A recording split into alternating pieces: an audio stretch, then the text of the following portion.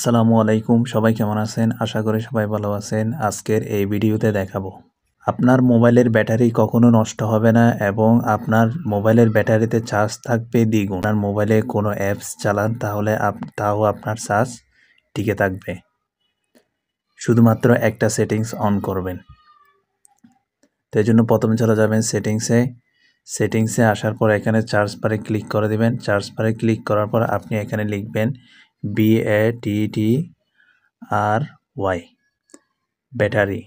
Battery লিখার পর আপনি এখানে ব্যাটারি সেটিংস নামে যে অপশন দেখতে পাবেন এই অপশনটাতে ক্লিক করে দিবেন। এই অপশনটাতে ক্লিক করার পর আপনি এখানে নিচে দেখতে পাবেন ব্যাটারি সেভিং সেটিংস, এই অপশনটাতে ক্লিক করে দিবেন।